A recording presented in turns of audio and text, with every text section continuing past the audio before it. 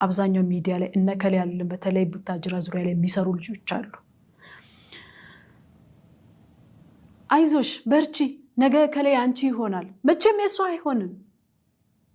የምሬን ነው የምልሽ።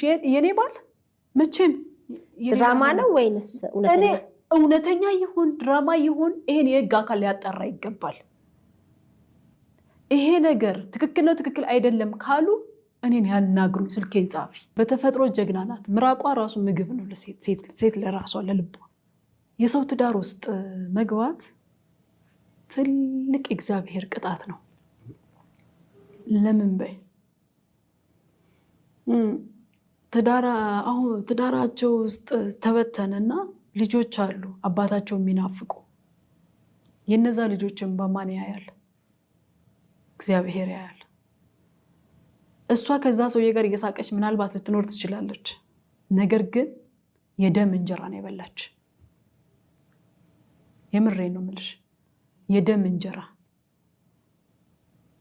መቼም በህይወቷ ጤነኛ ሆና አትኖርም።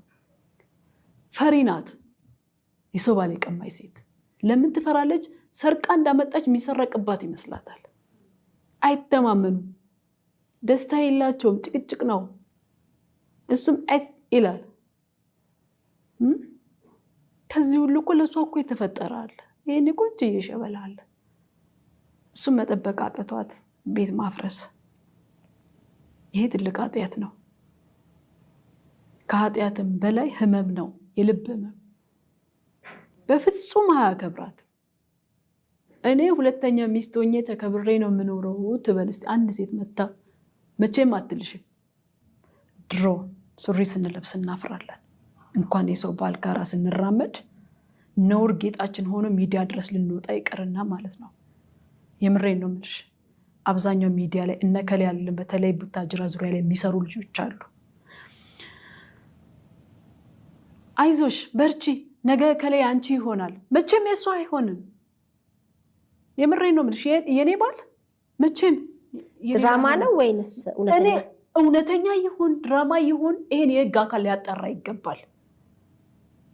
ይሄ ነገር ትክክል ነው ትክክል አይደለም ካሉ እኔን ያናግሩ። ስልኬን ጻፊ ነው የምልሽ። አንቺን ደውዬ ሳወራሽ ዋና ፖይንቴ ይሄ ነው።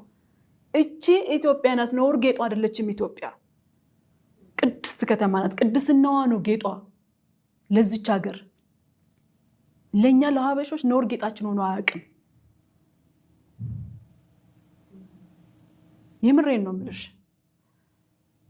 እናትና አባቶቻችን እኮ እንግዳ ሲመጣ ሂጅ ከዚህ ተብለን እኮ ነው